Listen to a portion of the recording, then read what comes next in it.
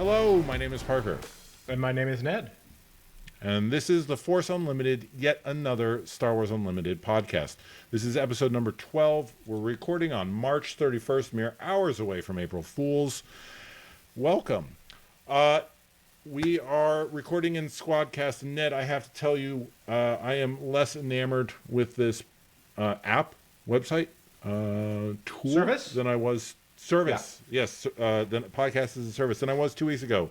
Oh no! They advertise. They advertise a powerful removal tool, and I was like, "Ooh, Ned and I are very guilty of ums. This feels compelling." And so I hit the button, and lo and behold, all the ums are gone. You ever remember the joke, I guess, about Ebert says, "I hated this movie. If I was the dumbest person in the world, maybe I would say I like it." And then you get the movie poster with the laurels that says, "I like it." Yeah. There was a lot of that where I would say, I don't know if I agree with that, Ned, but for the sake of the argument, let's assume that I did. You're right going forward, and it would just cut out from all the way. You're right going forward. And I was like, there's a little bit, you took out some key things. And the worst part is I didn't even notice it until I was about 2/3 of the way through the episode. Like, it was actually reasonably smart in where it was cutting. It was just being too aggressive. And I didn't find so many smart AI weight There's not like a dial. toggle. Yeah, no. Speaking as somebody who has tried to do not that, but related things, it is really hard to have a gain knob on or on detection that is happy. Like, most of the time it's very non-linear, the response. So that, it was just, I got about 2/3 of the way and I was like, I remember this conversation enough to know that I feel like there was a key element that I said, and I actually went back to the raw files and I was like, yeah, okay, wow. Also, not only am I, we are like 5 minutes ahead of the raw files, and I went back and found so many minutes of just us talking cut out. Before we talk about the match we just played. So you're saying the ums are important, actually? The ums are part of a package deal with something that is important. And but I still like Squadcast just because it does so much syncing and audio goodness for us. So we're going to keep it, and we've also paid for a year. So before we get into the match we just played, I need to use the bully pulpit. I need to use the podium that I have, mindful of the size of our subscriber base. But I don't know if you've seen this, Ned, but a few weeks ago, the Garbage Rollers, Jason was doing a review of a game, as the Garbage Rollers do almost every day. And I don't know what happened, miscommunication, editing, whatever, but Jason was left with a non-trivial amount of time. And he had to kill time. And he did it by talking about the Girl Scout cookies that he was eating. Now, I thought it was hilarious. Might be the best piece of SWU-related content I've seen. Just above our interview with Ryan Serrano, just top of the pops. Above the live, above the first Twin Suns game where you got to see it. Yeah. Above the game, Hyperspace Joe, above all of it. It was just, I was literally crying. And that's great. I mean, there's a lot of good content out there. But I've recently been made aware. Some people didn't like it. To the point where they were angry. Mad? Justin was saying... At free content? Mad at free content, like angry, right? Okay. And this kills me because, disliking the video, a lot of negative feedback,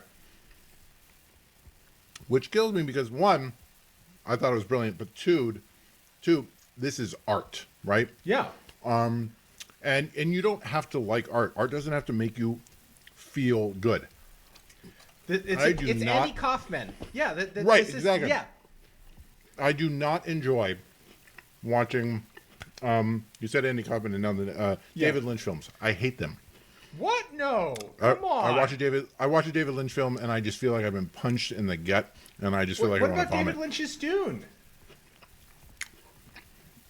That's an exception. That's a pre-existing IP. But something like Eraserhead or Lost Highway, it's just like, ugh. And this isn't a movie review. I feel like at some point along the line of Mulholland Drive, he got high on his own farts. Point being is with art, you don't have to like it. If it makes you feel something, though, it's still art. There's tons of terrible content about Sue out there.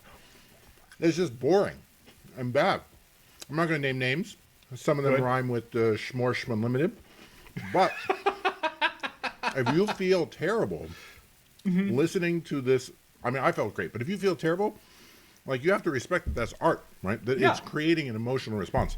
So this is kind of an empty threat because nobody subscribes to us. But if you do, and you can't respect the art of Jason snacking down on Girl Scout cookies, then just like unsubscribe. Like, I want nothing to do with you, dear listener, as an audience member. Like, you gotta respect the craft of just it was 20 minutes of vamping. I don't think it'll be topped this year. I think that's the best content for Star Wars Unlimited we get this year. Wow! I just had to bold move. Draw a line in the sand and say, this far and no further. This is what I stand for. What I stand for, I stand with Jason. Well, I've got all these cookies in my mouth, Ned. Why don't you tell me about the match that we just played? It was interesting. So I think we both wanted to move away from the tops of the meta decks, and we went for the second tier of meta decks. So you were playing Chewbacca green, and I was playing Grand Inquisitor blue. I was playing Sarna's grandchild. I was playing a deck started with KTOD Maddie's breakdown of Sarna's Chewie deck. And I listened to Maddie, or not Maddie, sorry, different KTOD member. I listened to Bobby, and I made some small tweaks to make it toward my own personal play style. But, credit where credit is due. And I played card for card the 9th place Twickenham finisher.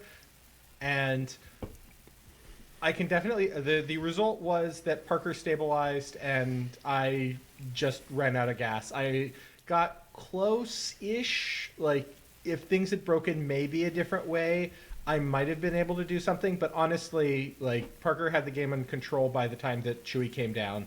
And then from there, it just went much more out of control.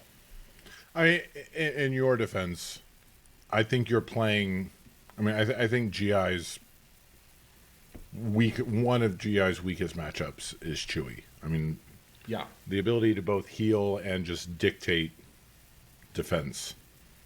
Yeah, I mean, like, the GI advantage is getting that tempo in exchange for unit health, and if you can't realize the tempo advantage because you've got a bunch of stupid sentinel butts in the way, then that really cuts. And the just generic restore that you had, the fact that you're running Arc Fighter, Luke, and then also these the 3 green 3/3 space unit that heals. Consortium Star Viper. Consortium Star Viper.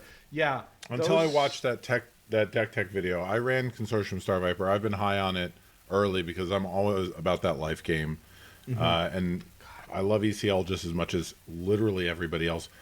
The pairing of the two was not something I really explored until that deck tech video, and it's as good as advertised. That's, I think, going to be my premier deck for the next month at least. I'm going to really explore.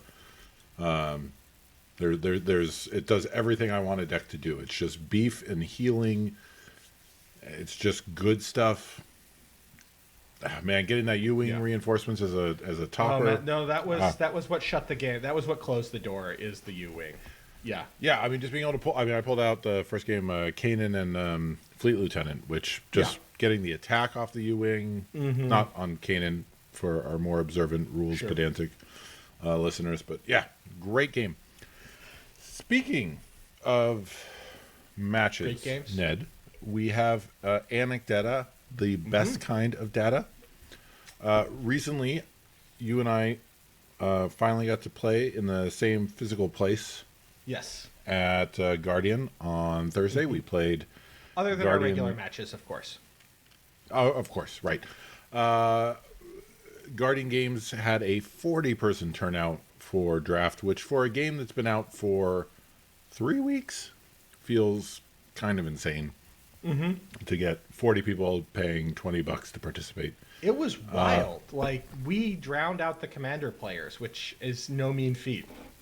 So having gone to Guardian the previous 2 weeks, that continues to be increasingly true. And I don't remember if I talked about this last episode, but there's an element of Schadenfreude. But previously, when we were a week ago, we were 3 out of the 6 rows in the room. 50-50 is big, but then taking up 5 of the 6 rows and just like we are the default, the commander is the exception, felt great. But specifically, I had so much fun. I mean, it was a real good time. Yeah. Limited is why I am here. Limited is the probably number one reason why I'm on the Star Wars Unlimited hype train experience. I bought Netrunner draft packs. That's how into Netrunner I was, and they were not great. The Netrunner draft experience was an afterthought, and no discredit to what they attempted to do, but it's still an afterthought. It's not baked in.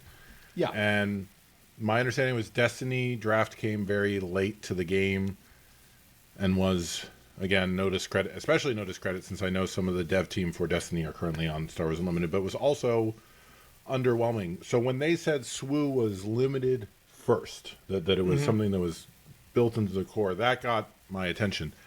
And so I mean, Sealed is great, but Sealed is just constructed with a crappier pool. Yes. Draft, this was my first draft experience, and I had a great time. I don't know that I have an accurate perception of the great time. My first pre-release, I opened a Vader, and an overwhelming barrage, and 2 super laser techs, so I knew like what deck to play in that pre-release. Yeah. And the deck just built itself, and I mean that's random luck, and that's great. My first draft, second pack, I was leaning towards green villainy in Krennic. I opened another Vader. So I am, out of 3 evenings of Limited in SWU, I've opened 2 Vaders. So I feel like my perceptions of what SWU Limited is are not accurate to, not grounded in reality. You can't open a Vader with a wide variety of ramp every time you play Limited.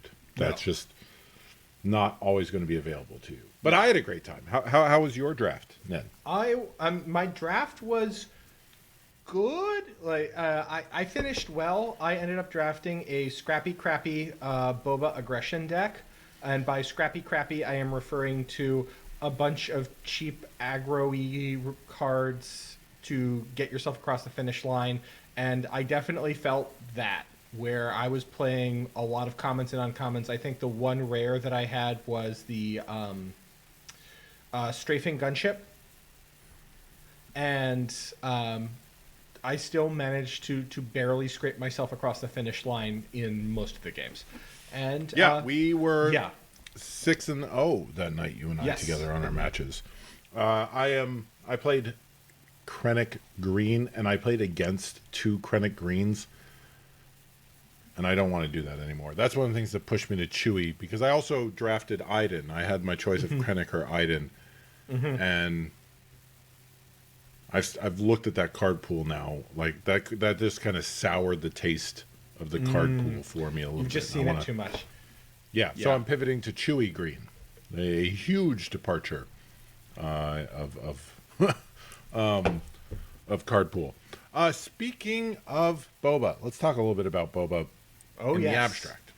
Everybody's talking about Boba right now, which is unfortunate. You and I are generally about a week behind the times since I give myself so much time to edit. So today, Sunday night, all weekend, we've been watching Golden Dice podcast and Garbage Rollers. Just this morning I was listening to Ice Cave Radio talk about the results out of Twickenham. Everybody's talking about Boba, and also Wisconsin, up in Tacoma, Pennsylvania. We had 3 1Ks, is my understanding, here in the United States as well. people are like, is Boba, people have thoughts about the meta. And let's acknowledge, I don't want to get too much into Boba, because everybody can agree he's very good. Yes. He's probably pushed, arguably busted.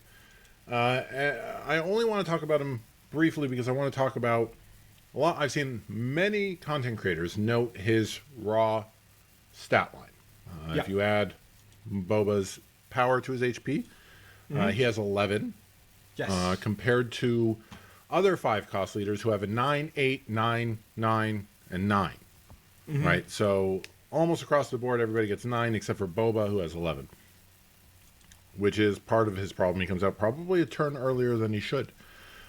I would like to highlight that using the patented Ned math, I was going through listening to somebody talk about his stats.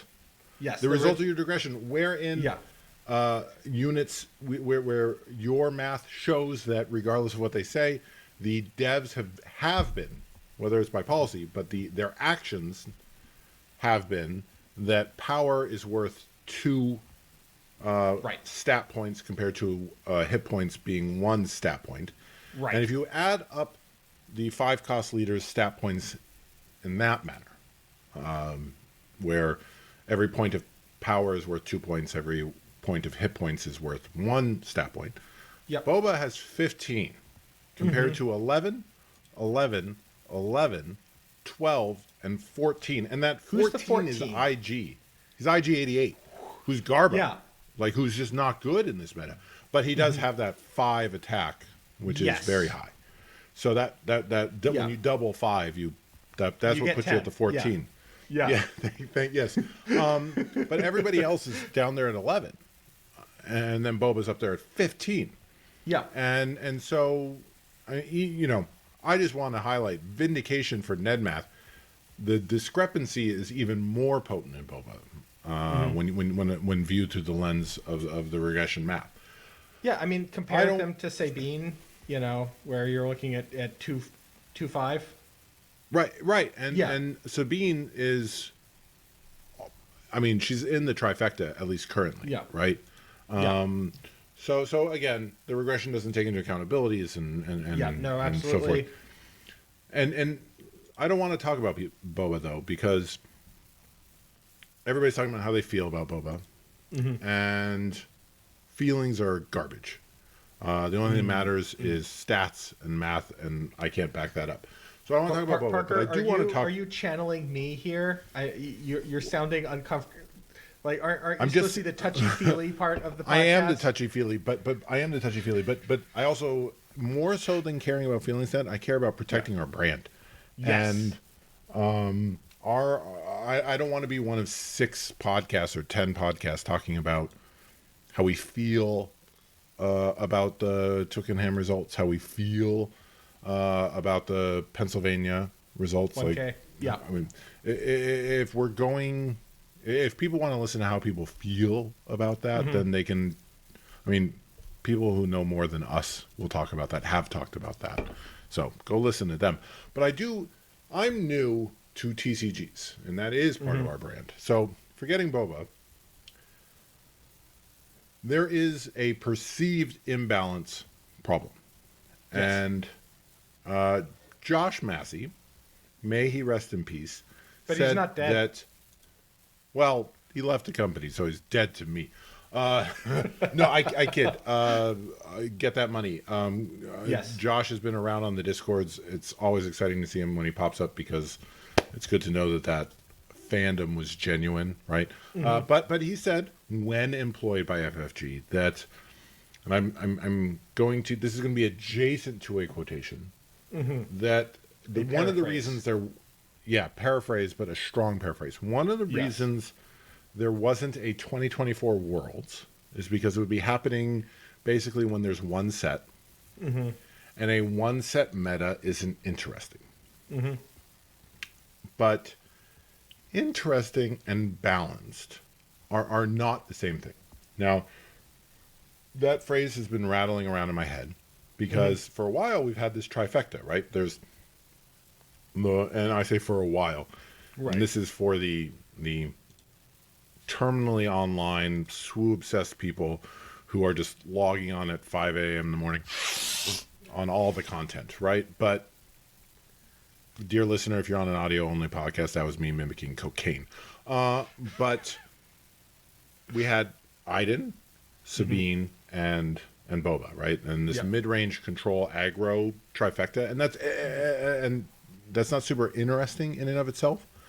But again, in one set, that seems reasonable. It's balanced.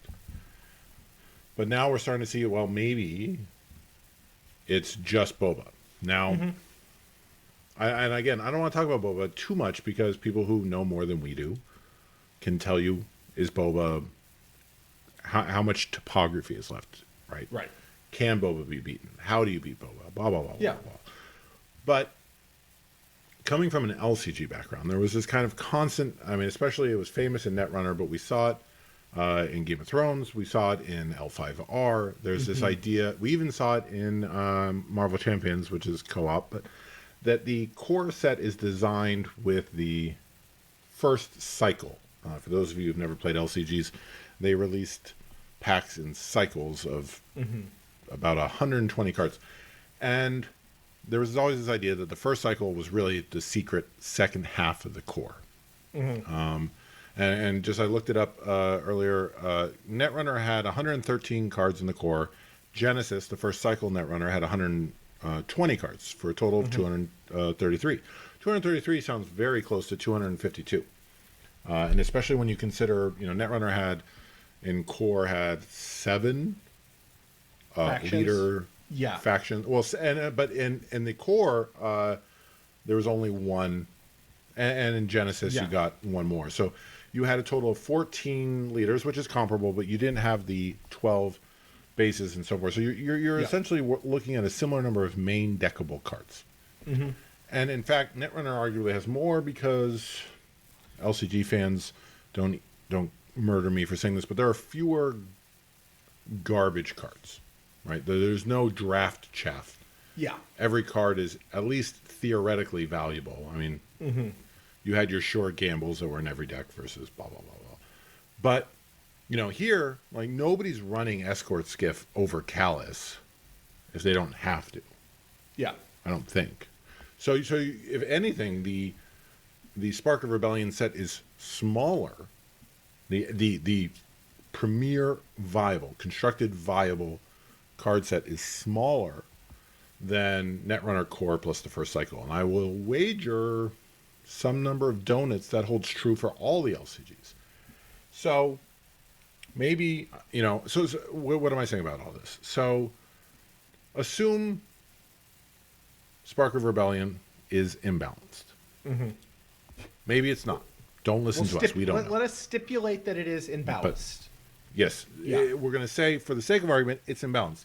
How you pay more attention to trading card games than I do historically, Ned. When should we expect FFG to have their house in order? Is it acceptable to have an imbalanced first set? Is it second set? Is it fifth set? Like, when do we expect that, like, hey, you've put out enough cards? So, in general, I'm going to just make some statements. I'd say, from the perspective of the designers, you never want the game to be in a state where things are not fun for a given value of fun. Now, there's certainly going to be the case where some decks are going to be better than others.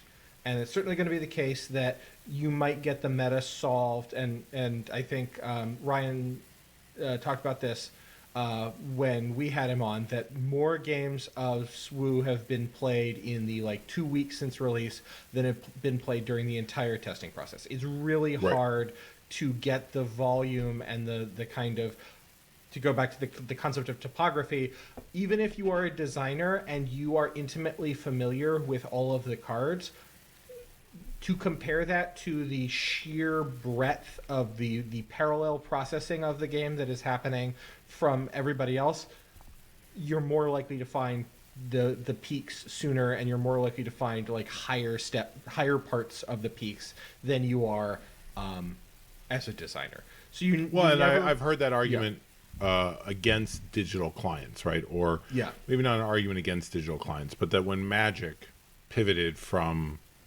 being purely a digital game with a garbage MTGO client to a very sleek, for some definition of sleek, Yeah. arena client, that the metas started getting solved much, much faster in standard, Yes. just because you could grind out 40 games in Yeah. your underpants as opposed to 6 games on a Friday night. Yeah, no, and I think that is a real consideration. But one of the problems that you have with a core set is that, or when you're starting out, right?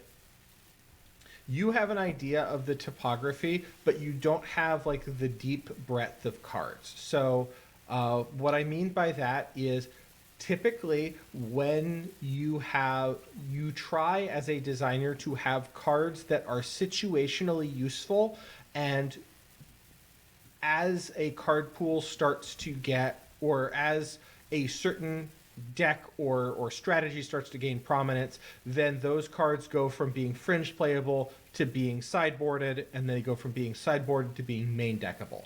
And the hope is that you have that ability to deal with it, to have these organic answers. So I think in the core set, there's a lot of upgrade hate. There's just like a lot of incidental upgrade hate. I'm thinking of like Fang Viper.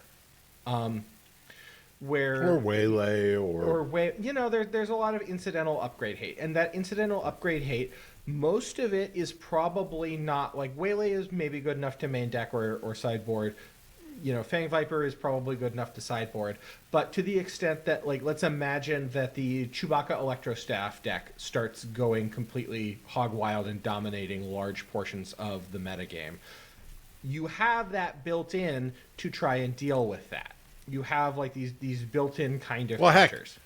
The KTOD Chewbacca deck, one of those tailorings that I did myself is that it runs 2 copies of Confiscate in the sideboard, which I just couldn't bring myself to do. But I mean that's exactly the that's you got to be able to, if you're up against a deck that's very upgrade heavy, everybody has answers. Right.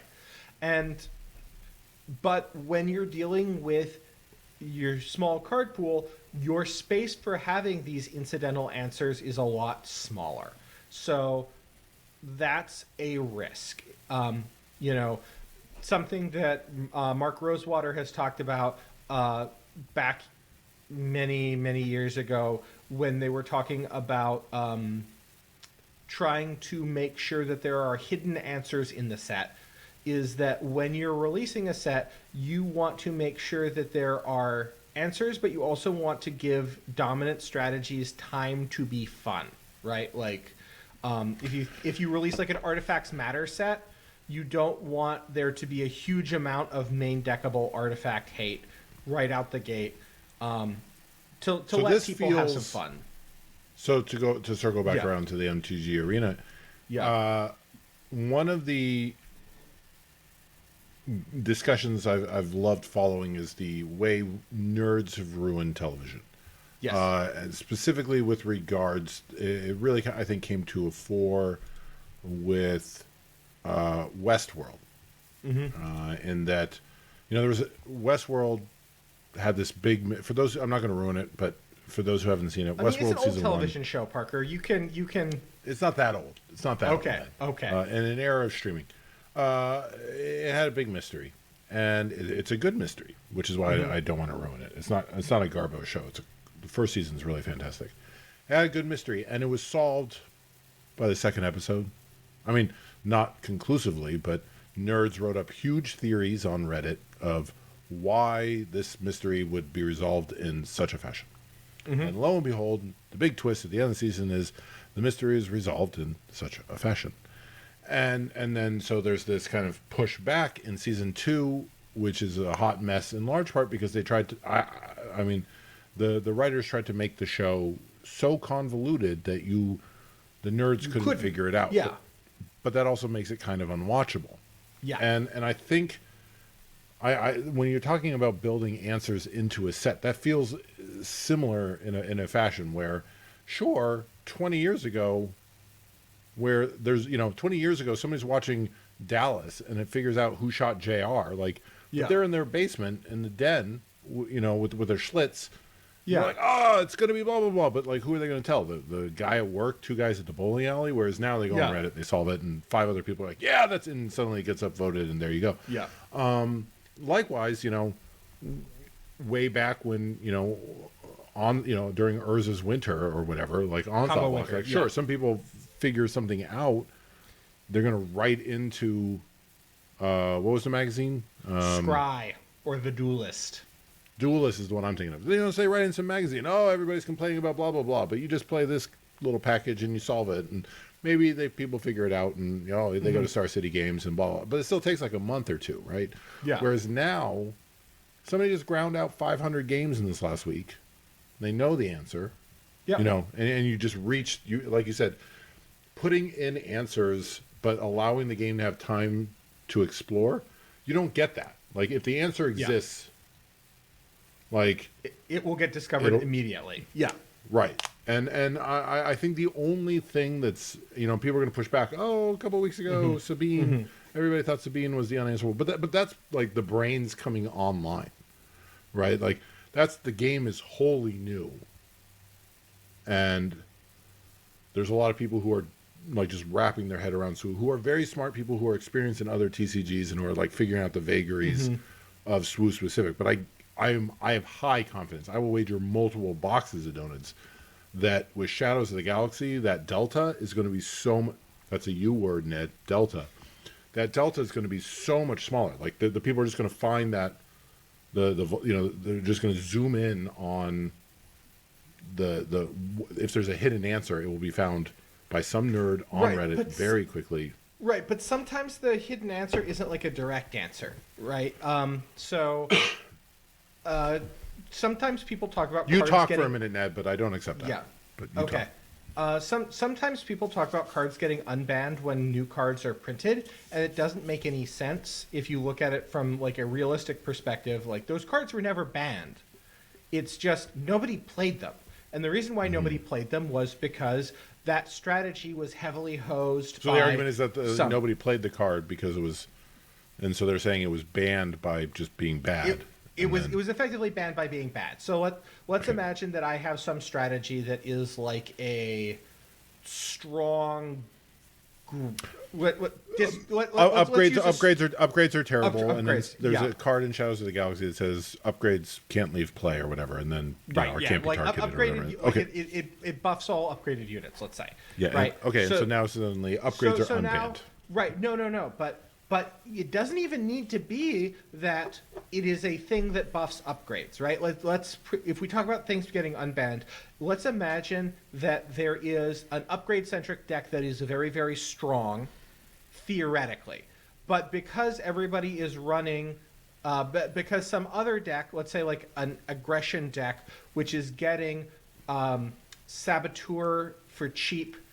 Let's say there's a strong like upgrade. The second order effects. You have these second order effects. Right. So because the upgrade deck got made stronger, the upgrade Sentinel deck got made stronger, then that makes the aggro deck get less popular. And if the aggro deck is less popular, you might say, oh, Palpatine got unbanned. Right? Because Palpatine is slow enough that it dies to all the aggro decks for sake of argument, like not realistically, sure. But yeah.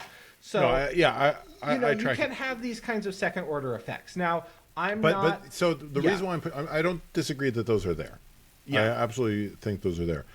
Yeah, I think the danger is if there's intentionality, and hey, death of the author, right? But sure. But if there's this design, right? If the argument is, well, the devs put these things in there to do these things.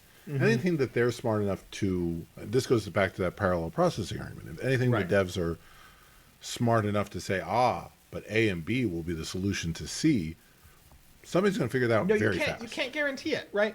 I think the idea is, speaking as an amateur game designer, you are not going to be able to predict all the ways that people are going to take things. So what you have to do is you just have to put power, like strong abilities, in enough different buckets going in enough different directions, and then people will combine them in unusual ways, and you will get things that you never considered as outcomes. And if you do a good job about making sure that like the power is spread throughout the set and that no one subset of cards or effects or whatever is eating up so much of the power budget, you can probably have things be okay. And that's not always going to be a guarantee, because people are inventive and game design is hard, and there's all of these like tough things to handle. But in general, this is not like an impossible problem, but it is something that you have to be aware of, and that if you feel like one archetype or one strategy is powerful enough, maybe you can put enough power in other buckets going forward that you're not having to like deliberately have, you know, a specific hoser for a specific strategy, but something might emerge, because that's the complexity of things. Yeah. I want to put a bit of a bow in it, because you and I can get lost in the weeds. On a scale of 1 to 7, 1 being standard growing pains, not remotely concerned, 7 meaning you and I need to have an awkward conversation about the future of this podcast. You look at a cash invitational, which is a fantastic phrase to be partnered with an FFG game. You look at a cash invitational where one leader takes up the top 8. I mean, how concerned are you, Ned? How concerned should I be? 3? 3? Okay. 3 to 4. Okay. You know, it's not a great sign when you see consistently and across many different venues, and not only like the fact that Boba is top 8ing, but the depth of the Boba top 8ing, I think of as being what do a you mean little by bit the depth? Like the different kinds of Bobas in the top 8? Not just different kinds of Boba. I mean, yes, different kinds of Bobas. The fact that like there are multiple viable Boba decks is not giving me warm fuzzies. But beyond that, not the fact that you're seeing it consistently and multiples. This is not an unknown fringe strategy coming out. This is something that people are aware of and are hopefully teching against. And it's not a local meta, right? We got everything from Twickenham to Pennsylvania to Tacoma. Right. And, you know, metas tend to be more homogeneous nowadays than they have been historically, just, you know, because of the internet, because Reddit, you know, yada, yada, yada. Yeah. But, you know, I'm not going to hit any alarm bells until a second set comes out. I don't know to what extent the first set is solved or not. I'm leaning more towards the solved direction than the unsolved direction. Part of that is leading up to the release of the game, people ground out a huge number of games. Like, we didn't have the whole set, but we had enough of the set that like the ability of people to play games and to explore that space has been pretty large. But yeah, no clanging alarm bells yet, but you know, I'm not feeling super positive about it. I would be feeling, if I was a game designer on SWU, I would be feeling a little bit nervous. Okay. Cool. And I have to say that feels to me like a natural ebb and flow, right? Like, I mean, I don't think you can point to a single TCG that has had a flawless meta, like a varied meta in every single set forever. No, it is. Right, so that is beyond the abilities of people right now. Of human beings, right? Okay. Yes. So that leads to my next question, Ned, which is, what is your real name? My name is Monday. My name is Monday. I'm a mathematician. Okay, dear listener, I lied. We are absolutely spending this episode talking about Boba Fett and the recent developments of Boba Fett. But what sets us apart, as in all things from other podcasts, is that we have Matt. And by we, I mean Ned. We are not going to be talking about just how we feel about it. Ned is going to bring the full power of numbers. I don't know. That's the other word for math that I have. Before Ned gets into it, though, I do want to kind of talk a bit about policy change. Ned and I have talked about half of our listeners, at least. I have no way of knowing who's listening on both YouTube and on a variety of podcasts, but at least half of our listeners are audio only. And we I take that reasonably seriously. Because if you're listening, there's nothing worse than listening into a car and feeling like you're a second-class citizen. I listen to most of my podcasts in the car. When you're in a show that claims to be a conversational podcast, but is in reality a poorly edited YouTube show, that sucks, right? Like, that's just unfun. And so we work really hard and I've kind of maybe unnecessarily constrained Ned that we have to be audio on equal footing. I continue to think that is a admirable and necessary goal for our show. Yes. But it is an unrealistic limitation on the My Name is Monday segment. Ned will, maybe Ned should say this, but this is my only chance to get in real words during the My Name is Monday segment. It is impossible, or essentially, or as close to impossible to be, I mean, beyond impractical, to do deep math conversations without a visual component.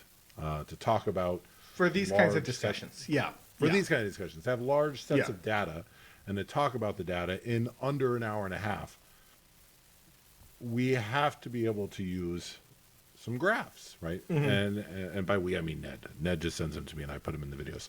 So they, as always, are in Ned's GitHub. So if you're listening in an audio component, and I'm on Ned to keep that sorted and organized. So I do. If you don't want to if you can't pull it up because you're in a car, we will talk about the graph. We will talk about what information, we're gleaning from the graph. And if you want to go see it later, I mean, without having to try to find the exact moment in the YouTube, then it's in Ned's GitHub. And if you're not comfortable going through a GitHub and you're not interested in finding us on YouTube, then I'm sorry. Ned's GitHub, it's just linked on theforceunlimited.com. You can it's like a web page. You don't have to use any of the Git functionality. You don't have to know Git. You can just go to the web page and click into the directory that has plots in it, and then I've got all my plots there, and I on Parker's insistence will now begin organizing them so that it's not just a big directory of plots, and there's actual labeling. And this is episode number 12. If you want to see the graphs we're talking about today, it's episode 12. The fact that Ned is using the word plots tells me that it is time to hand this segment over to its true owner. Okay, so I want to actually show a plot/graph of the results from Twickenham. Okay, Ned, don't do that. I mean, this is the whole point. Like, I did this analysis. Yeah. We can do that, but don't do that first, because the problem is that you have had pushback on your graphs or in your plots before. People have questioned your math, even though the veracity of it continues to be proven. And people are going to get hung up on Boba. Right? Sure. People are going to get hung up on the Twickenham results specifically, and then they're going to argue, well, how do you counter Boba? And we don't care, right? I don't know. This has never. Don't ask me, This dude. has never been.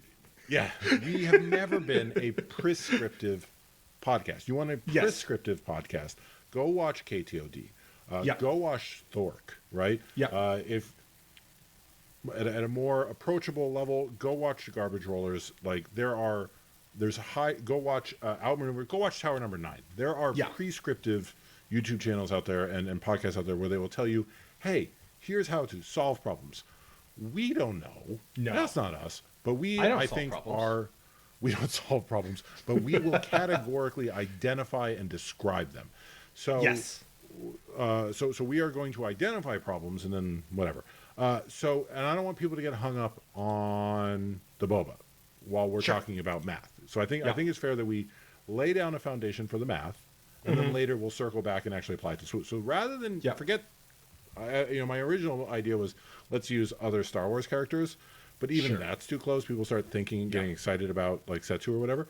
So let's go as far, in my mind, as far away from Star Wars Unlimited as we can. So let's replace all of the decks, all of the leaders. Okay, so just to be clear, we want a time very close to now in a galaxy exactly like our own? Exactly, yes. Yeah. We're going to go with 90s R&B bands. So we're just going to replace all of the names. So it's not going to say Sabine. Okay. Yeah. We're just going to replace it with because I don't want people getting hung up on Sabine.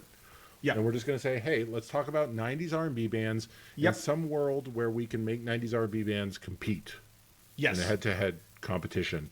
Yep. And we can say, what can we learn? And we'll talk about the math. And then once the audience, dear listener, is on board with the math, we can walk it back and apply it to actual decks. So no Star Wars decks for now. Okay. All right.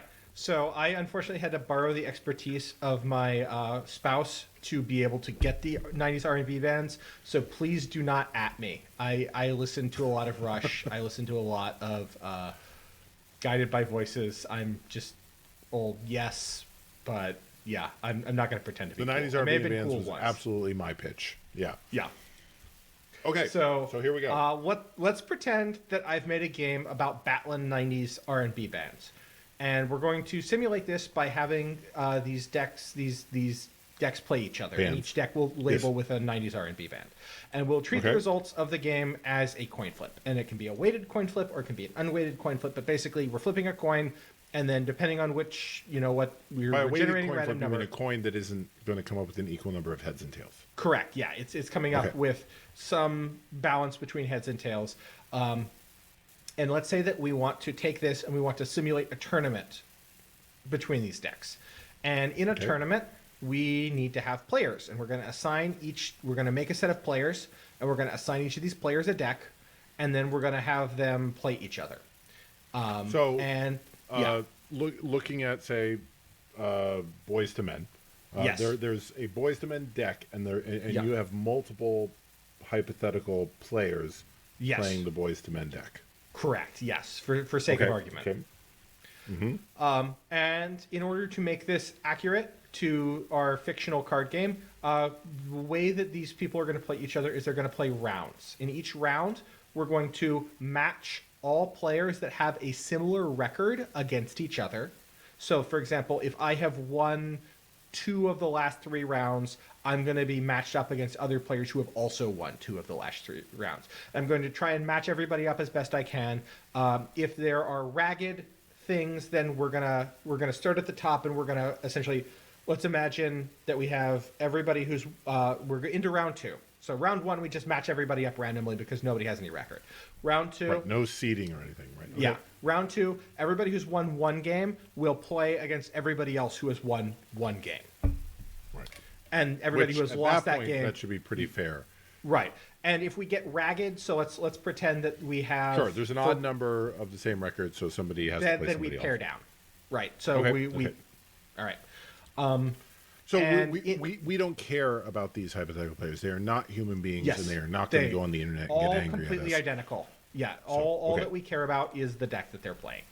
Then within each round, we have the players play games. And we're going to try and have them play best 2 out of 3. And the way this is going to work is that we're going to flip a coin twice to see what the first 2 games are. And then depending on the results of this coin flip, if they both came up in the same side, then we have that player take the round win. And if they were different sides, then we flip a 3rd game. We flip for a 3rd game, and then we assign the round win to whoever won that 3rd game. Okay. And so because these are... Yeah. And so all of these coins, in theory, have a 50-50 chance of being heads or tails.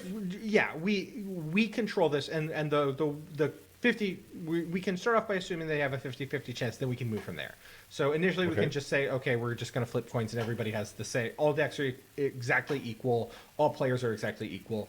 But we can also put our thumb on the scales if we want in this simulation. And because they're fake robots, nobody drops, nobody ties, and everybody with the same deck is exactly the same, right? Everybody with the boys... Yeah. Perfect dream. Yes. And we don't do a cut to the top because that's annoying to code. And so we're just playing, N rounds. I'm choosing 8 for sake of argument, where we're playing N rounds. So it's an 8-round Swiss, and that's it. That's it. Okay. Because we're not interested in the specific bracket. We're interested in identifying number of wins over time. Yeah, we're gonna try and let's. I think that brings a good question about why are we doing this, right? And the answer is so let's start off and talk just about probability, right? If I take a coin and I flip it once, it's going to come up either heads or tails, right? And I want to know what the true odds, like from the point of view of God or whatever, the person who made the coin, what are the odds of this coin flipping heads? If I flip it once, it's either heads or it's tails. And so if I just measure that, I'm going to get that the coin is either 100% to come up heads or 100% to come up tails. But we ought not to be very confident about that, right? Like that's ridiculous. Yeah, that feels obvious, Socrates. Like, right. No, obviously we can't. N of one. I know the phrase N of one means bad. Yes. Because you say it to me a lot when I talk about things. Yeah. So let's say that we flip it. Okay, instead of flipping it once, we're going to flip it 100 times, right? And of those 100 times, we get heads 55% of the time. So are the true 55 odds heads, literally. Yeah, 55 heads, yeah. So are the true odds of getting heads 55%? I feel better about that answer. Yeah, you feel better, but you don't know for sure. So the more times we flip the coin, the more sure we are getting about the actual coin's propensity to come up heads, right? So there's so if you flipped it 10,000 times and you get Yes. 5,500 heads, Yes. you have a very high confidence that you're going to. You start to have a much higher confidence. Yeah. Okay, but math being math and statistics, there's always like some monkey on some typewriter somewhere. Yes. It could be. Yep. Just a fluke. Yeah. Right? There is no way of knowing the actual true odds. All that we have is we have observations and we have inference about those observations. And because we live in a fallen world, we can describe the coin, but we can't prescribe what's going to happen. Right. We can describe the coin. We can't even we can describe the coin. We can say that we are reasonably confident with some degree of confidence that the coin is such and such likely. But I don't. We can't describe the coin. We can only describe the outcome of previous flips. Yes. Yeah. Okay, got it. Okay, I'm with you. Yeah. I'm tracking. All right.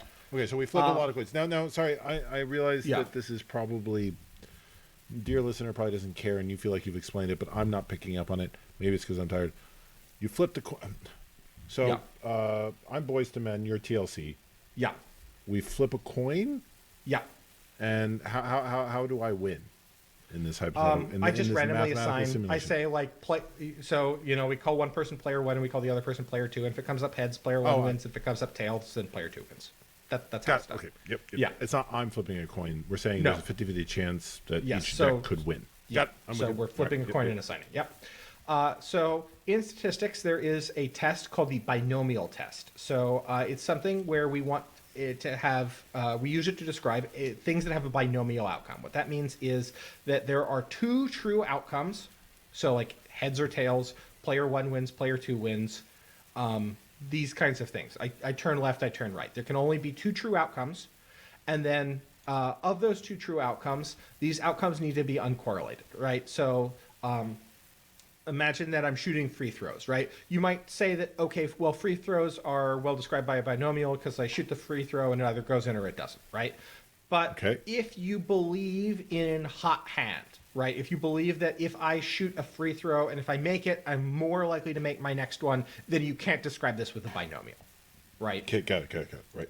But for the sake of argument, in theory, I mean, sure, somebody's a little nervous if they lose their first match in a best 2 or 3, but for the purposes of just evaluating decks, we can say each game within a match and each match is independent. This is the simulation that I'm doing. This is obviously not fair, right? Because you talk about sideboards, right? No, like some decks might have a better sideboard plan than others. Again, in our 90s R&D but card you can count sideboard as part of the game. We're talking about matchups. Right. Okay. And also to that point, no ties, right? Like this makes my math easier. It makes things easier. It is impossible for you to tie. You never run out of time. Everybody gets. We're not interested in ties and stuff. Yeah, this is all fake math land. So okay. So what we can say is, given this binomial test, if we observe some number of outcome A versus outcome B, so again, coin flipping, if we observe some number of heads versus some number of tails, and we assume that it's following this binomial distribution, I can say how likely or unlikely that is given a prior about the coin, right? So that... So if you're saying that, like, if En Vogue beats Color Me Bad... Yes. 60% of the time. Yeah. In some previously described prior to your simulation. Right. 60% of the time. then you 60% can say, of the time, out of so many games, right? We have to always specify out of so many games. If they win 60 games out of 100, we can say how likely would that have been if they were actually equivalent, right? Oh, I see what you're saying. So this goes back to the N of 1. Like if En Vogue beats Color Me Bad in one game, then you can't actually say much about that. But you can. If it wins 60% of the time out of many games, you can start to say, this 90s R&B band is better than this other one. Correct, yeah. So, for example, if we flip a coin 100 times and we get 55 heads, this is possible to happen purely due to chance. And if we use our binomial test, we get that there's a 36.8% chance of this happening with a fair coin. Now, 36.8 is high, but it's not impossible, right? Right. So 1 in 3 times that you do this, if you, dear listener, go out to your garage on a Saturday and you flip a coin 100 times, multiple times, then in about 1/3 of your sets, you'll get 55. Not exactly, but yeah. I mean, because you're not going to get exactly 55, right? Like you might get more, you might get less. Sure. No. Okay. And so people who are deep in statistics will say, okay, they'll throw around the term null hypothesis, where the null hypothesis is the coin is fair.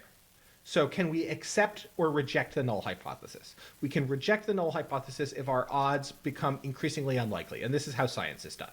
So we typically there's some number that when you get below that number, where the chance of it just being a fair coin, 50-50, when the chance of the fair coin getting this outcome falls below that's the null hypothesis that it's a fair coin. Now, when it gets below that point, then you say, we're just going to assume it's not a fair coin. Yeah. Right. Okay. But you can't say like how unfair it is, right? Like then you can move on and you can say, okay, well, we're going to update our priors. And we're going to say that my new prior is that the null hypothesis is that it's weighted. So 60% of the time it's heads. It's like 60-40 heads versus tails. And then we can put bounds on that. Like, so, but we're talking about confirming or rejecting specific other hypotheses. So, if we do it 1,000 times, so typically people put a threshold of 5%. So like they call this alpha. So you're saying if we get to a point where the likelihood that a fair coin or a 60-40 coin or whatever drops below 5%, then we can reject it and say that's no longer true. Yes, we can proceed as if that was the case, right? Right. This isn't true. Math right? is all about assumptions. Right. Right. It's not necessarily true. It's just we, as a community, generally people will accept that as being okay. Well, you got a reasonable p-value. Sure. So like if we do 1,000 flips and we get 550 heads, that's about a 1 in 1,000 chance. It's 0.17% of that happening. So we can be reasonably sure that the coin isn't fair. Now, that said, the coin could be anywhere from 52% likely to 58% likely to flip heads. This is our inclusion region. These are outcomes that are consistent with this. So we can't be sure. We can say it's like 55 plus or minus 3% to flip heads. Okay, gotcha. For sake of argument. And so, so that's saying actually if it probably won't get there, but like we think the coin is going to land somewhere, like the true value of the coin. Yeah, the true likelihood of the coin flipping heads. Yeah. Okay. We can, and as we flip more and more and more, we can get this region smaller and smaller and smaller, and we can be more and more sure about it. We're never perfectly sure, but we can just sort of proceed forward. Okay, so I kind of get all this coin flipping, but let's tie it back in. We have a 8-round Swiss of 90s R&B bands. Yes. Yeah, exactly. We have an 8-round Swiss of 90s R&B bands, and here is the problem. Wait, I'm going to pause. Yeah. As the English literature major, I feel reasonably confident saying so. Okay, so you can, given some priors, given some previous coin flips, some 90s R&B matchups, speak with some certainty about the relative strength of these two matchups. Generally speaking, yeah. And now this is why we're having to do the simulation is that when we do this tournament, it's very complicated, right? And the reason why it's very complicated is not all decks play the same number of games, right? Because some decks are more likely, some R&B bands are more popular than others, so they show up more often, right? And not only that, but also if we pretend that you and one I drive by these same Spirit Mountain Casino billboards, Ned. We know exactly how popular 90s R&B bands are. So.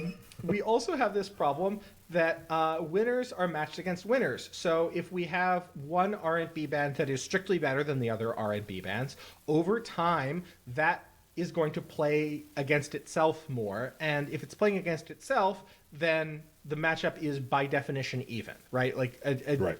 That is a true for the sake coin. Right. For the sake of this simulation where we're pretending that all decks with all R&B bands with the same name are identical. Okay, right. And all players and that's with this R&B band. Yeah, yes. So that's an assumption. In a sense, to continue our analogy and just like really brutalize it, like we're not truly pitting all of Color Me Bad versus all of Velvet DeVoe. We are comparing like a mixtape of each, right? Yes. Like your personal, in the reality, right? Like where you're building a deck, you might have the same leader. I might have the same leader. You might have the same, but like your top 15 TLC songs and my top 15 TLC songs are not the same. Right. But for the sake of the simulation, we're pretending it's just the entire discography of TLC versus the entire discography of TLC. Yeah. We're not everything getting is into the vagaries. perfectly identical. Yeah. Yeah. So to briefly map it right back to SWU, we're looking at the leader. Yes, and I'm calling the nothing leader in the main deck. Yeah, because that was how it was broken down most easily when we get back to real world. So Sure. Let's say that because we're running a simulation, I can be God in this simulation, and I can fix it, and I can decree that Color Me Bad. So this is why you do math. Yes.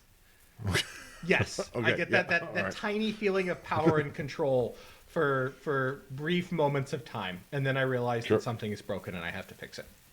But I can decree by the power of Ned that Color Me Bad is 60% to win a game against, or 60% against any non-Color Me Bad deck, or any non-Color Me Bad. So you get to define, because it's a simulation. I get to decide. Right. Yeah. Well, of course, but also the matchup each matchup has its own coin. Yes. Okay. Each game you are flipping a coin. There is a coin every game, and I can But you're just trying to identify the Boys to Men SWV coin, right? Like it's not a new 50-50 coin that you're then identifying in each matchup. You're saying you're using all of these priors to identify I'm flipping the coin. Versus to go back to the analogy, right? Like I can fix the coin, and I can say that if we are playing like En Vogue versus Sisters with Voices, En Vogue is, I can decree anytime En Vogue plays against Sisters with Voices, En Vogue is 60% to win, and Sisters with Voices is 40% to win. You still have to flip the coin, so Sisters with Voices will win sometime, right? And En Vogue will win more often. Yep. And you can get these results. So the end result will be if you do all of these things that I have stated, and again, all I'm doing right now is I am saying En Vogue is 60%. I misspoke earlier. En Vogue is 60% against everything that is not En Vogue. Anytime En Vogue plays anything that is not En Vogue, it's 60%. Anytime En Vogue plays itself, it's 50%. Okay, 50-50. Right. That's it. It's a mirror match. Because it's a mirror match, right? And everything's perfectly identical. And the results of this are this graph. And there are, and again, there are these rows. Each row represents a different band. And then in each row, there are two lines and a dot. There is a solid black line. And that solid black line is what would be the results if we expected it to be 50%, right? We take the number of games that this, the number of rounds, number of matches. We there we go. That's the right term. 50-50 coin, its range of victories would be. This in is what we band. would expect. This is what Right, we would okay. expect at the 95% confidence level. And Okay, then okay. Above that, we have a blue dot that is how many wins did it actually get, and the result of their Okay. simulation. And again, because this is a simulation, because we're using random numbers, every run of the simulation is going to be different, but all of the graphs are going to look basically like this. And then there is a red line, a red dotted line for most of them, and that red dotted line is if we assume that the observed win rate is the actual true win rate, which we know it isn't, because this is a simulation. But if we were to assume that, how many wins would we expect it to get? At that, and that red dot is that nine. Yeah. Right. Yeah. And so you can see, for example, if we're looking at this graph, PM dawn, like most of the time you're going to see a significant amount of overlap between the black line and the red dotted line. Because But Color Me Bad and Sade both have their blue dot like on the left side. Yeah. And there's on a the reason left for side that. of the black line. Okay. Right. What And does that's that because mean? that means that they ran up against a lot of En Vogue. Ah, okay. Right? Like these are significant fractions of the tournament, and every time you run the simulation you're going to get different results. Sometimes Sisters with Voices turns out bad, sometimes Sade turns out bad, sometimes TLC, but in general, the larger the population of people playing a particular deck are, or a particular band are, that they are more going to be affected by the only thing that I have changed for this simulation, which is that I have made En Vogue, I have stipulated by the power of God that En Vogue is 60% against the field. Okay, and that's why En Vogue is green dot. Yeah, and that's why En Or Vogue is the green dot. green line. Yeah, Is the green line and the purple dot. Is that En Vogue is significantly outside of the exclusion region for that 50% coin flip versus field. Everything else, like Sade, is right at borderline where I think that somebody looking at this would say, like, maybe Sade's this observed win rate, I might exclude like a normal 50-50 against the field. I might do that. But so you're saying En Vogue is 60-40 against everything Yes. that's not En Vogue, and Yes. yet our observed win rates Yes, are lower than that. that is correct. So that means that the actual is below 60-40? Am I reading that right? The actual, so are you talking about the black line or are you talking about the green black line? line. I'm talking about En Yeah, Vogue's black line. the black line is if we were to pretend that En Vogue played the number of games that they played, the number of matches that they played, and they had an actual 50% win rate, this is what we'd expect them to do. Oh, okay. So this doesn't actually involve real numbers from anywhere. These are 50-50 coin These flip black lines versus are if simulation. all we do, if the black so everything line is yeah, okay. Yeah, the black line is we're not running a counterfactual simulation. The black line is if we took any of these decks, we record how many matches they played, right? Right. And we say, like, if you played this many matches and you had a 50% win rate, what would we expect your number of wins to be? Right? Okay. And this is using fake binomial because the real results are not actually binomial. Like Sure. each outcome is binomial, but because there's the matchups and because there's all this stuff going on, it's not. This isn't true, right? Okay. In a certain sense. So where but- can we map? Can we use the actual results? Now I feel like we've been talking about bands that I listen to. We've been talking about bands that you don't listen to, so maybe we can talk about decks that you pay attention to. Is now the time? Yes. Do we Now is the time. We have explained the math. If I can ask in post, Parker, that you do a cool dissolve from Oh God! this Now I graph gotta learn how to do the other- dissolves. If I can, I will. now. Okay. I've never done a Okay. dissolve, but yes. Okay. Yep. These are the results from Twickenham. Now, these are not all Okay. the decks because I didn't put all the decks in here because most of them, like, there were One a couple... person ran IG88 or whatever. Yeah. Well, sure, but then there were a couple, like, Midland decks that didn't, like, there's already a lot of rows. I cleaned this up a little bit. But this is pure descriptive statistics. I didn't do anything. There was no simulation here. I just took the metagame results and I plugged them in here, and I used that same bands that we did before. So these black lines are if this deck were to play with a 50% win rate. So let me just say, Han, given the number of decks that Han played at Twickenham, and so this is describing Twickenham, given the number of decks that Han matches that Han played at Twickenham or games, we would expect its number of wins if it had a 50% win rate to be in against the black everything. Band. Against everything, to be in the black band, and the red dots are the blue dot is the actual number of wins Han got at Twickenham. The number of match wins, not game wins, match wins.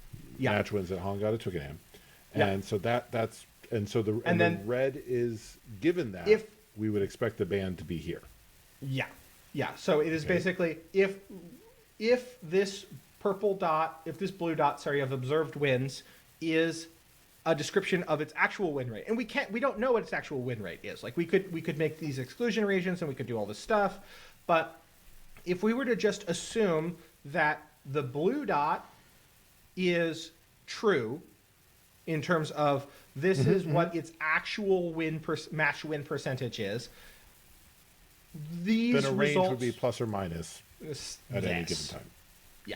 Okay. And so you can see, look at the two big ones that stand out to me. It's almost all the red lines match to the black lines. Yes, it is almost all the red lines match to the black lines. You can make an argument that like Darth, I think that Darth is at the edge of significance where you can say like maybe Darth is underperforming. So by underperforming, you mean that it has a certain number of the black line is what we'd expect, but the blue line is. So you're thinking Darth could be better. The blue dot. No, what I'm saying is Darth is performing less well than 50% versus the field. Well, might that just be true? Yeah, that might just be true, right? That's what I mean by underperforming here, right? Like it is performing below everything else, right? Like everything else here is pretty consistent with a coin flip versus the field. Like you can make these arguments, but like if you look at these results, most of these decks are showing up with a 50% win rate, and we're seeing against the field, right? Against the field, and we're seeing that tracks. Darth. Maybe below 50%. I mean, on the tail end of the range of maybe. But if we go back to the bands example, we saw that Sade and Belle Biv DeVoe and Color Me Bad were arguably doing the same thing. Were they actually less than 50% versus the field? No, they were 50% versus everything other than En Vogue, right? Right. Oh, I see what you're saying. And so we don't know. The Darth isn't necessarily on the low end of 50-50 against the field, or it might be against everything but Boba. It could be, right? It might be 50-50. Right? We can't make we're in descriptive statistics land. We're in descriptive statistics land.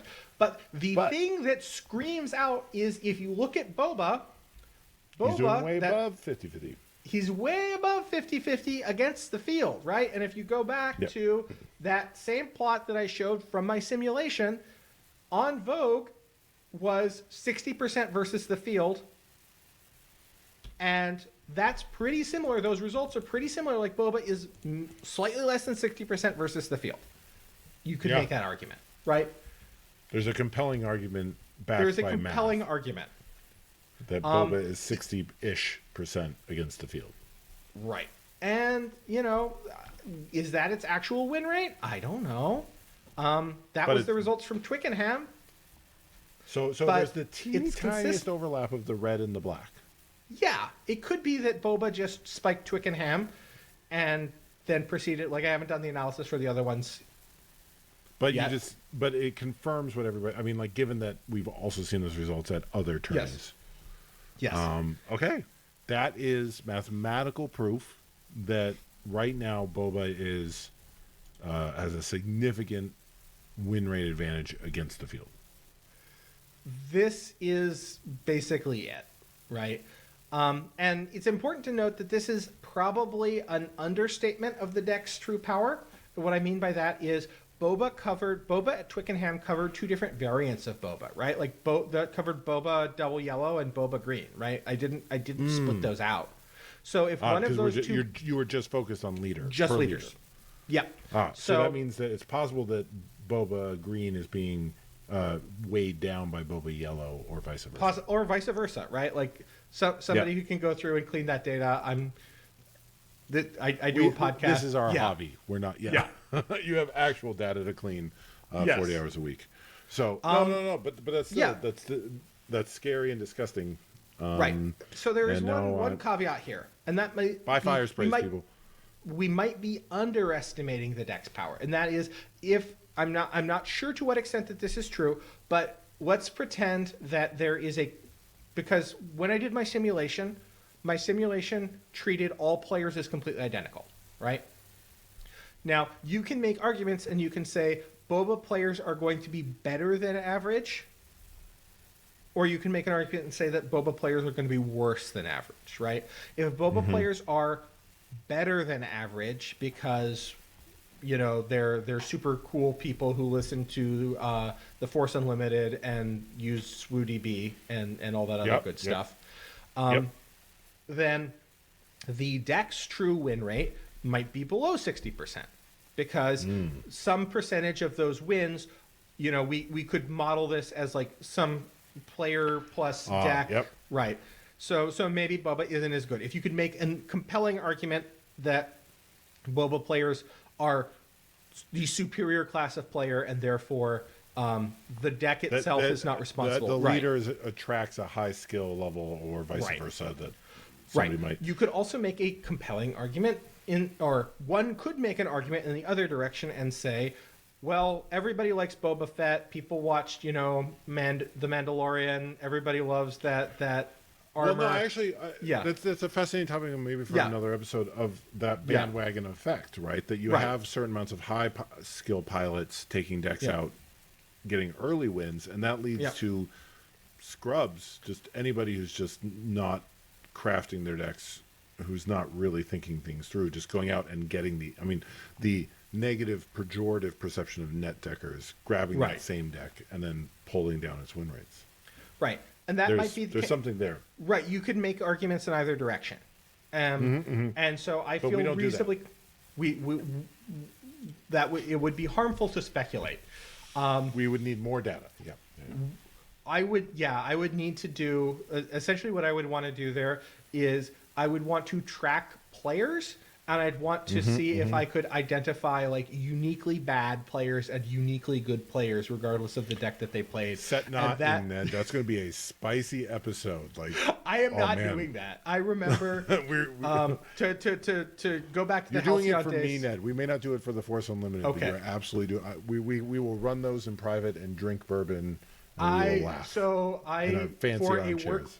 For a work project, we were identifying factors that led to certain outcomes, and one of the factors that showed up was the employee who was doing the thing on a particular outcome, and I had to have a long conversation with people saying, I am not comfortable with releasing this because there's all these kinds of like complex stuff going on. Like if somebody is... You got into math to get out of politics. Right. And so I don't want to say, like, Sharon is underperforming. No, the garbage rulers are terrible. You can just say it, Ned. Yeah. We already know that one. So, okay. But another thing that I want to say is because this is descriptive statistics, right? This is not saying that Boba is unbeatable. This is not saying that there is no solution to Boba. All it is saying is, given the results that we saw at Twickenham, Boba appears to be... If your PQ looks like Twickenham, Boba's going to win. And, that is the way that it's going to go. And there might be some secret tech. Again, this is the part of the game that I am not as good at, is like finding some secret tech, finding some meta breaker. Maybe there's a deck out there that just eats Boba for lunch. I don't know what it is. Whoever did, like they didn't bring it to Twickenham. Right. Yeah. And I think that this is where it's really important to look at these is let's pretend that there was a really low played but significantly good deck against Boba, right? If there was a low played but deck that was good against Boba, what you would see is you would see these dots on the low end of the scale. They would be outperforming 50%, right? Because Boba is a significant percentage of the meta. And so you would imagine that if you were 50% against everybody except for Boba, and you were like 55 against Boba, you would assume that it would get dragged up a little bit. And maybe, like, you could make an argument, maybe Han is, right? Like, Han is slightly above coin flip, and we have relatively low statistics. But there is nothing on this chart that says to me somebody has found the key. And it can be... But to be said, and I think it's important, right? Like, this is why we sign our sons up for, like, arts and, you know, why STEM is turning into STEAM. Yeah. Is you can't be a fatalist, right? Like, there's that cycle of...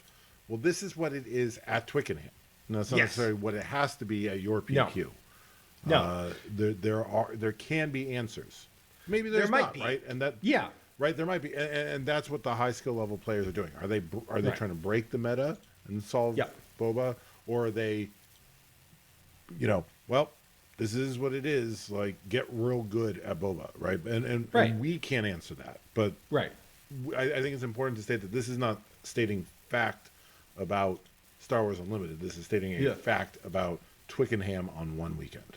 Yes. That said, it is a pretty strong fact in that it has a lot of implications. Something has to change, right? Again, this says things about fields, not just Twickenham, but fields that look like Twickenham. Yes. And so if you don't want to see this outcome, you have to change the field. Yes.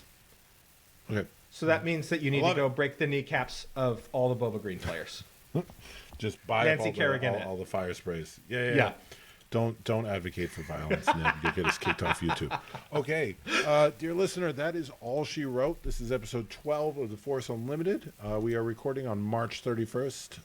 And if you have any thoughts about the episode, please email us at theforceunlimited.com. I have a thought, which is math is still boring, but I am increasingly grateful that I have friends who do math, because it's cool when they do math, but I will never do it. Ned, do you have final thoughts for the episode? Yes, I do. Based on my draft anecdata, Boba is also dominant there as well. I went 3-0, so, I mean, just... That's an N of 3, Ned.